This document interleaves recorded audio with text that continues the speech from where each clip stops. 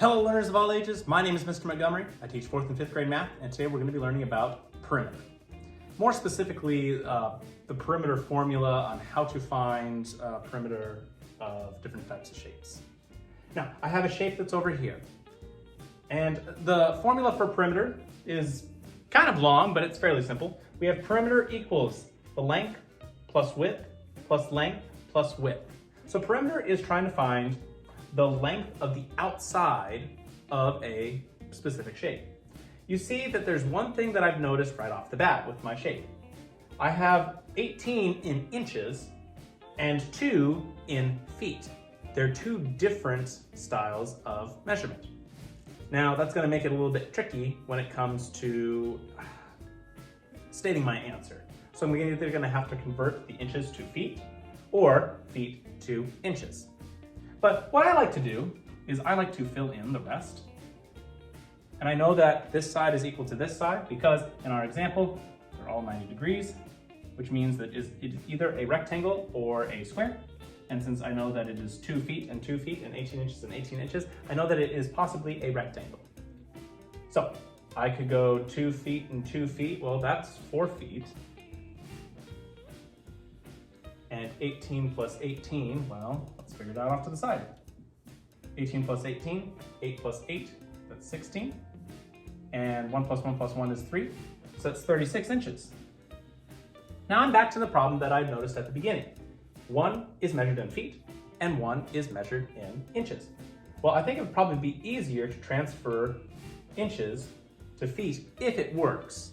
If not, I'm gonna have to go from feet to inches.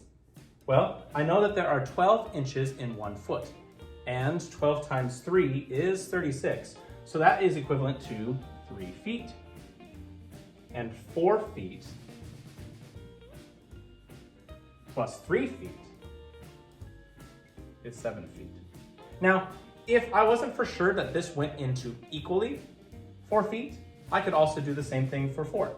I know that for every foot there is 12 inches, so I would have to take 12 times that 4. 4 times 2 is 8. 4 times 1 is 4. So that would be 48 inches. 48 inches plus 36 inches. So that's 8, 9, 10, 11, 12, 13, 14. And 4 plus 4 is 8. Be 84 inches.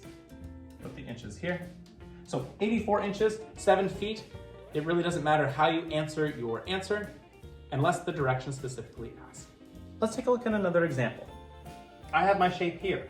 It has four equal angles, and both the sides are the same, which means that they have equal sides as well. I know this is going to be a square. So that means all the sides are going to be 8 centimeters. So I could take length plus width plus length plus width. Well, I know 8, 8, 8, and 8. I could technically take 8 times 4 and still get my answer. Well, 8 times 4, 8, 16, and 16 plus 16 is 32. So it's 32 centimeters. If you're not at that point where you can multiply like this, you could just add 8 plus 8 plus 8 plus 8. Well, 8 plus 8 is 16. And 8 plus 8 is also 16. And 16 plus 16 is 32 centimeters. Now, every once in a while, they might do something like this, where they say the side is equal to 15 meters. That means every single side of this shape is going to be 15 meters. Well, I have 15 meters, 15 meters, and 15 meters. Well, adding them all up, 15 plus 15 is 30, and 30 plus 15 is 45 meters. All right, my 4th grade friends, if you take a look at page 283, we're going to be doing practice problems number 1 and 2. Now, the directions do say fill in the blanks to find the perimeter. I don't want you to go through all that extra work.